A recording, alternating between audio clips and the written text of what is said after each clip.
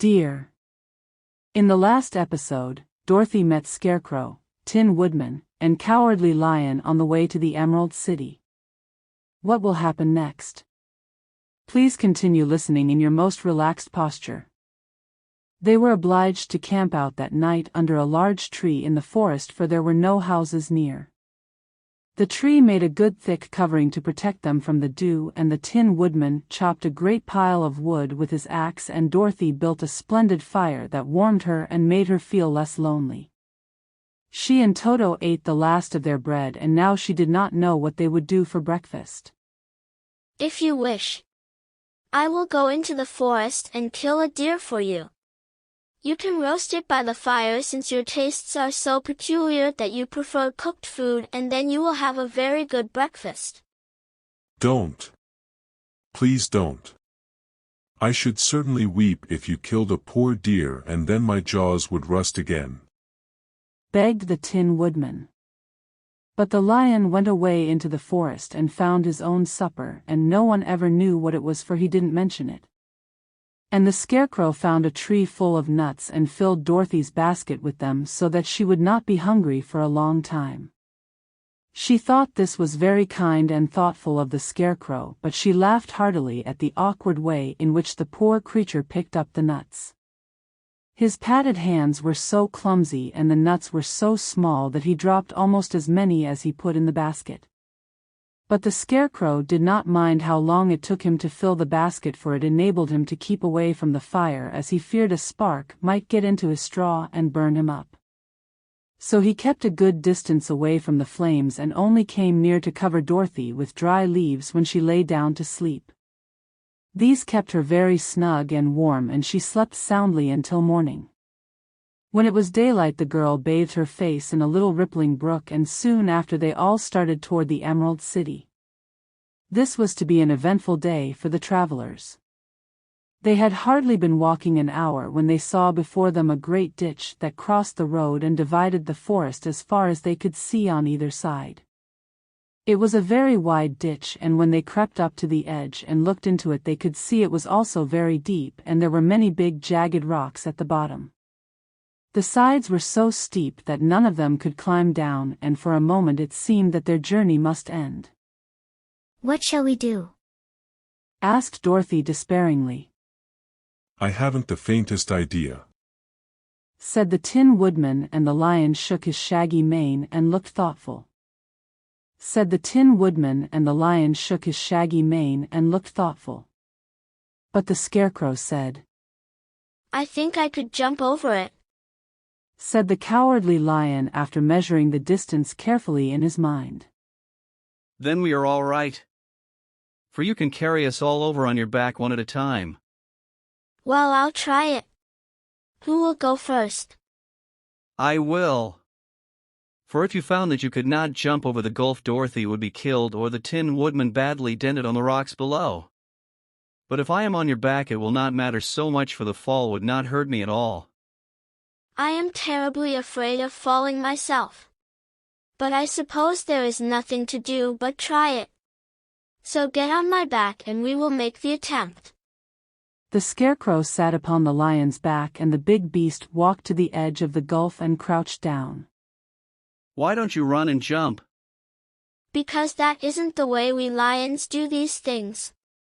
Then, giving a great spring, he shot through the air and landed safely on the other side. They were all greatly pleased to see how easily he did it, and after the Scarecrow had got down from his back, the lion sprang across the ditch again. Dorothy thought she would go next, so she took Toto in her arms and climbed on the lion's back, holding tightly to his mane with one hand. The next moment it seemed as if she were flying through the air, and then, before she had time to think about it, she was safe on the other side. The lion went back a third time and got the Tin Woodman, and then they all sat down for a few moments to give the beast a chance to rest, for his great leaps had made his breath short and he panted like a big dog that has been running too long. They found the forest very thick on this side, and it looked dark and gloomy. After the lion had rested, they started along the road of yellow brick, silently wondering each in his own mind if ever they would come to the end of the woods and reach the bright sunshine again. To add to their discomfort, they soon heard strange noises in the depths of the forest, and the lion whispered to them that it was in this part of the country that the Kalidas lived. What are the Kalidas? They are monstrous beasts with bodies like bears and heads like tigers, and with claws so long and sharp that they could tear me in two as easily as I could kill Toto. I'm terribly afraid of the Kalidas. I'm not surprised that you are. They must be dreadful beasts. The lion was about to reply when suddenly they came to another gulf across the road. But this one was so broad and deep that the lion knew at once he could not leap across it. So they sat down to consider what they should do, and after serious thought the Scarecrow said, "Here is a great tree standing close to the ditch. If the Tin Woodman can chop it down so that it will fall to the other side, we can walk across it easily." That is a first-rate idea. One would almost suspect you had brains in your head instead of straw. The woodman set to work at once, and so sharp was his axe that the tree was soon chopped nearly through. Then the lion put his strong front legs against the tree and pushed with all his might, and slowly the big tree tipped and fell with a crash across the ditch with its top branches on the other side. They had just started to cross this queer bridge when a sharp growl made them all look up, and to their horror they saw running toward them two great beasts with bodies like bears and heads like tigers. They are the Kalidas, said the cowardly lion, beginning to tremble. "Quick! Let us cross over!" So Dorothy went first, holding Toto in her arms. The Tin Woodman followed, and the Scarecrow came next. The lion, although he was certainly afraid, turned to face the Kalidas, and then he gave so loud and terrible a roar that Dorothy screamed, and the Scarecrow fell over backward, while even the fierce beasts stopped short and looked at him in surprise. But seeing they were bigger than the lion, and remembering that there were two of them and only one of him, the Kalidas again rushed forward, and the lion crossed over the tree and turned to see what they would do next. Without stopping an instant, the fierce beasts also began to cross the tree. And the lion said to Dorothy, "We are lost, for they will surely tear us to pieces with their sharp claws. But stand close behind me, and I will fight them as long as I am alive." "Wait a minute!" called the Scarecrow. He had been thinking what was best to be done, and now he asked the woodman to chop away the end of the tree that rested on their side of the ditch. The Tin Woodman began to use his axe at once, and just as the two Kalidas were nearly across, the tree fell with a crash into the gulf, carrying the ugly snarling brutes with it, and both were dashed to pieces on the sharp rocks at the bottom. "Well, I see we are going to live a little while longer, and I am glad of it, for it must be a very uncomfortable thing not to be alive. Those creatures frightened me so badly that my heart is beating yet." Ah! I wish I had a heart to beat. This adventure made the travelers more anxious than ever to get out of the forest, and they walked so fast that Dorothy became tired and had to ride on the lion's back. To their great joy, the trees became thinner the farther they advanced, and in the afternoon they suddenly came upon a broad river flowing swiftly just before them. On the other side of the water they could see the road of yellow brick running through a beautiful country with green meadows dotted with bright flowers, and all the road bordered with trees hanging full of delicious fruits. They were greatly pleased to see this delightful country before them. "How shall we cross the river?" That is easily done. The Tin Woodman must build us a raft so we can float to the other side. So the woodman took his axe and began to chop down small trees to make a raft, and while he was busy at this, the Scarecrow found on the riverbank a tree full of fine fruit. This pleased Dorothy, who had eaten nothing but nuts all day, and she made a hearty meal of the ripe fruit. But it takes time to make a raft, even when one is as industrious and untiring as the Tin Woodman, and when night came the work was not done. So they found a cozy place under the trees where they slept well until the morning, and Dorothy dreamed of the Emerald City and of the good Wizard Oz, who would soon send her back to her own home again. Our little party of travelers awakened the next morning refreshed and full of hope, and Dorothy breakfasted like a princess off peaches and plums from the trees beside the river. Behind them was the dark forest they had passed safely through, although they had suffered many discouragements, but before them was a lovely sunny country that seemed to beckon them on to the Emerald City. To be sure, the broad river now cut them off from this beautiful land. But the raft was nearly done, and after the Tin Woodman had cut a few more logs and fastened them together with wooden pins, they were ready to start. Dorothy sat down in the middle of the raft and held Toto in her arms.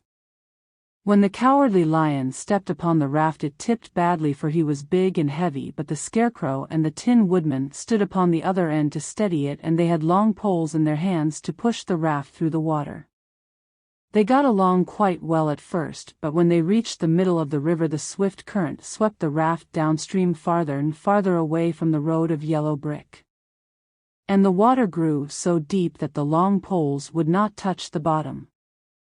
This is bad. For if we cannot get to the land, we shall be carried into the country of the Wicked Witch of the West, and she will enchant us and make us her slaves. And then I should get no brains. And I should get no courage. And I should get no heart. And I should never get back to Kansas. We must certainly get to the Emerald City if we can. The Scarecrow continued, and he pushed so hard on his long pole that it stuck fast in the mud at the bottom of the river. Then, before he could pull it out again or let go, the raft was swept away, and the poor Scarecrow was left clinging to the pole in the middle of the river. Goodbye. He called after them, and they were very sorry to leave him. Indeed, the Tin Woodman began to cry, but fortunately remembered that he might rust, and so dried his tears on Dorothy's apron. Of course, this was a bad thing for the Scarecrow. I am now worse off than when I first met Dorothy. Then I was stuck on a pole in a cornfield where I could make believe scare the crows at any rate. But surely there is no use for a Scarecrow stuck on a pole in the middle of a river. I am afraid I shall never have any brains after all. Down the stream the raft floated, and the poor Scarecrow was left far behind. Then the Lion said, Something must be done to save us. I think I can swim to the shore and pull the raft after me if you will only hold fast to the tip of my tail. So he sprang into the water, and the Tin Woodman caught fast hold of his tail. Then the Lion began to swim with all his might toward the shore. It was hard work, although he was so big, but by and by they were drawn out of the current, and then Dorothy took the Tin Woodman's long pole and helped push the raft to the land. They were all tired out when they reached the shore at last and stepped off upon the pretty green grass, and they also knew that the stream had carried them a long way past the road of yellow brick that led to the Emerald City. What shall we do now? Asked the Tin Woodman as the Lion lay down on the grass to let the sun dry him. We must get back to the road in some way. The best plan will be to walk along the riverbank until we come to the road again. So when they were rested, Dorothy picked up her basket, and they started along the grassy bank to the road from which the river had carried them. It was a lovely country with plenty of flowers and fruit trees and sunshine to cheer them, and had they not felt so sorry for the poor Scarecrow, they could have been very happy. They walked along as fast as they could, Dorothy only stopping once to pick a beautiful flower, and after a time the Tin Woodman cried out, Look! Then they all looked at the river and saw the Scarecrow perched upon his pole in the middle of the water, looking very lonely and sad. What can we do to save him? The Lion and the Woodman both shook their heads, for they did not know. So they sat down upon the bank and gazed wistfully at the Scarecrow until a stork flew by, who upon seeing them stopped to rest at the water's edge. Who are you, and where are you going? Asked the stork. I am Dorothy. And these are my friends the Tin Woodman and the Cowardly Lion, and we are going to the Emerald City. This isn't the road, said the stork as she twisted her long neck and looked sharply at the queer party. I know it. But we have lost the Scarecrow and are wondering how we shall get him again. Where is he? Over there in the river. If he wasn't so big and heavy, I would get him for you. He isn't heavy a bit. For he is stuffed with straw, and if you will bring him back to us we shall thank you ever and ever so much. Well, I'll try. But if I find he is too heavy to carry, I shall have to drop him in the river again. So the big bird flew into the air and over the water till she came to where the scarecrow was perched upon his pole. Then the stork with her great claws grabbed the scarecrow by the arm and carried him up into the air and back to the bank where Dorothy and the lion and the Tin Woodman and Toto were sitting. When the scarecrow found himself among his friends again, he was so happy that he hugged them all, even the lion and Toto, and as they walked along he sang, Toldorito. At every step he felt so gay. I was afraid I should have to stay in the river forever. But the kind stork saved me, and if I ever get any brains I shall find the stork again and do her some kindness in return. That's all right. I always like to help anyone in trouble. But I must go now, for my babies are waiting in the nest for me. I hope you will find the Emerald City, and that Oz will help you," said the stork who was flying along beside them. "Thank you," replied Dorothy, and then the kind stork flew into the air and was soon out of sight. They walked along listening to the singing of the brightly colored birds and looking at the lovely flowers, which now became so thick that the ground was carpeted with them. There were big yellow and white and blue and purple blossoms, besides great clusters of scarlet poppies which were so brilliant in color they almost dazzled Dorothy's eyes. "Aren't they beautiful?" the girl asked as she breathed in the spicy scent of the bright flowers. I suppose so. When I have brains I shall probably like them better. If I only had a heart I should love them. I always did like flowers. They seem so helpless and frail. But there are none in the forest so bright as these.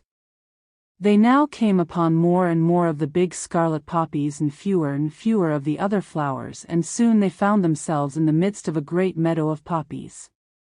Now it is well known that when there are many of these flowers together their odor is so powerful that anyone who breathes it falls asleep, and if the sleeper is not carried away from the scent of the flowers he sleeps on and on forever. But Dorothy did not know this, nor could she get away from the bright red flowers that were everywhere about, so presently her eyes grew heavy and she felt she must sit down to rest and to sleep. But the Tin Woodman would not let her do this. We must hurry and get back to the road of yellow brick before dark, he said, and the Scarecrow agreed with him. So they kept walking until Dorothy could stand no longer. Her eyes closed in spite of herself, and she forgot where she was and fell among the poppies fast asleep. What shall we do? If we leave her here she will die. The smell of the flowers is killing us all. I myself can scarcely keep my eyes open, and the dog is asleep already.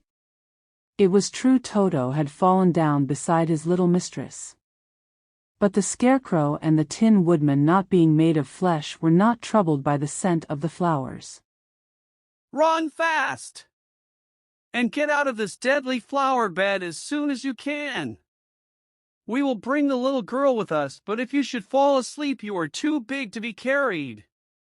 So the lion aroused himself and bounded forward as fast as he could go. In a moment he was out of sight.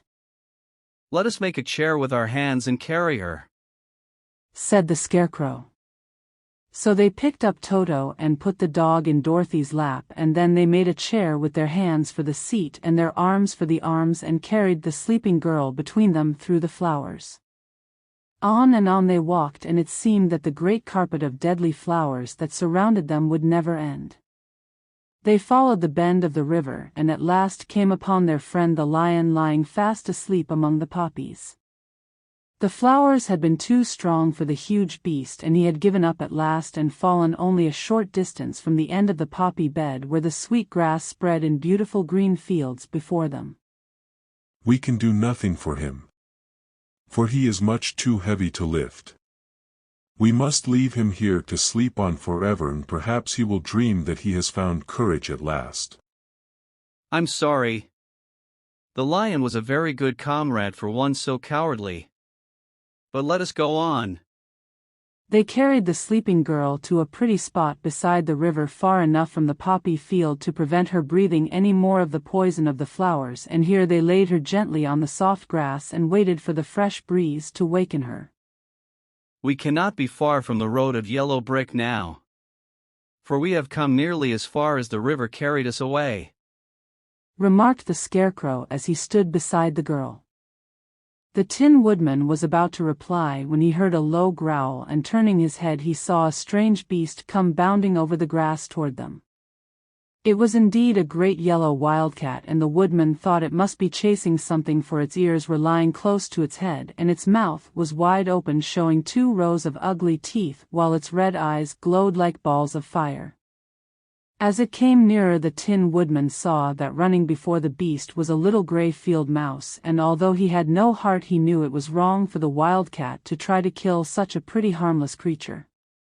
So the woodman raised his axe, and as the wildcat ran by he gave it a quick blow that cut the beast's head clean off from its body, and it rolled over at his feet in 2 pieces.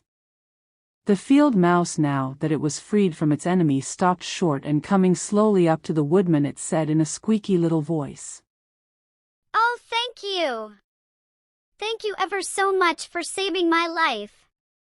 Don't speak of it, I beg of you. I have no heart, you know, so I am careful to help all those who may need a friend, even if it happens to be only a mouse. Only a mouse? Why, I am a queen, the queen of all the field mice. Oh, indeed, said the woodman, making a bow. Therefore you have done a great deed, as well as a brave one, in saving my life. At that moment several mice were seen running up as fast as their little legs could carry them, and when they saw their queen they exclaimed, "Oh, Your Majesty, we thought you would be killed. How did you manage to escape the great wildcat?" They all bowed so low to the little queen that they almost stood upon their heads. This funny tin man killed the wildcat and saved my life. So hereafter you must all serve him and obey his slightest wish. "We will!" cried all the mice, in a shrill chorus. And then they scampered in all directions, for Toto had awakened from his sleep, and seeing all these mice around him he gave one bark of delight and jumped right into the middle of the group. Toto had always loved to chase mice when he lived in Kansas, and he saw no harm in it. But the Tin Woodman caught the dog in his arms and held him tight, while he called to the mice, come back. Come back. Toto shall not hurt you. At this the queen of the mice stuck her head out from underneath a clump of grass and asked, in a timid voice, "Are you sure he will not bite us?" I will not let him. So do not be afraid. One by one the mice came creeping back, and Toto did not bark again, although he tried to get out of the woodman's arms, and would have bitten him had he not known very well he was made of tin. Finally one of the biggest mice spoke. "Is there anything we can do to repay you for saving the life of our queen?" Nothing that I know of, answered the woodman, but the Scarecrow, who had been trying to think, but could not because his head was stuffed with straw, said, quickly, Oh, yes. You can save our friend, the cowardly lion, who is asleep in the poppy bed. A lion?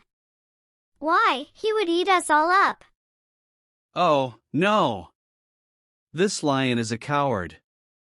Really? He says so himself. And he would never hurt anyone who is our friend. If you will help us to save him, I promise that he shall treat you all with kindness. Very well. We trust you. But what shall we do? Are there many of these mice which call you queen and are willing to obey you? Oh, yes, there are thousands. Then send for them all to come here as soon as possible, and let each one bring a long piece of string. The queen turned to the mice that attended her and told them to go at once and get all her people. As soon as they heard her orders, they ran away in every direction as fast as possible. Now, You must go to those trees by the riverside and make a truck that will carry the lion," said the Scarecrow to the Tin Woodman. So the Woodman went at once to the trees and began to work, and he soon made a truck out of the limbs of trees, from which he chopped away all the leaves and branches. He fastened it together with wooden pegs and made the four wheels out of short pieces of a big tree trunk. So fast and so well did he work that by the time the mice began to arrive the truck was all ready for them. They came from all directions, and there were thousands of them, big mice and little mice and middle-sized mice, and each one brought a piece of string in his mouth. It was about this time that Dorothy woke from her long sleep and opened her eyes. She was greatly astonished to find herself lying upon the grass, with thousands of mice standing around and looking at her timidly. But the Scarecrow told her about everything, and turning to the dignified little mouse, he said, "Permit me to introduce to you Her Majesty, the Queen." Dorothy nodded gravely and the Queen made a curtsy, after which she became quite friendly with the little girl. The Scarecrow and the Woodman now began to fasten the mice to the truck, using the strings they had brought. One end of a string was tied around the neck of each mouse and the other end to the truck. Of course the truck was 1,000 times bigger than any of the mice who were to draw it, but when all the mice had been harnessed, they were able to pull it quite easily. Even the Scarecrow and the Tin Woodman could sit on it, and were drawn swiftly by their queer little horses to the place where the lion lay asleep. After a great deal of hard work, for the lion was heavy, they managed to get him up on the truck. Then the Queen hurriedly gave her people the order to start, for she feared if the mice stayed among the poppies too long they also would fall asleep. At first the little creatures, many though they were, could hardly stir the heavily loaded truck, but the Woodman and the Scarecrow both pushed from behind, and they got along better. Soon they rolled the lion out of the poppy bed to the green fields, where he could breathe the sweet, fresh air again, instead of the poisonous scent of the flowers. Dorothy came to meet them and thanked the little mice warmly for saving her companion from death. She had grown so fond of the big lion she was glad he had been rescued. Then the mice were unharnessed from the truck and scampered away through the grass to their homes. The Queen of the Mice was the last to leave. If ever you need us again, come out into the field and call, and we shall hear you and come to your assistance. Goodbye. Goodbye. They all answered, and away the Queen ran, while Dorothy held Toto tightly lest he should run after her and frighten her. After this they sat down beside the lion until he should awaken, and the Scarecrow brought Dorothy some fruit from a tree nearby, which she ate for her dinner. My dear, today's story ends here. What kind of adventure story will Dorothy face next? I will reveal it in the next episode. Sweet dreams.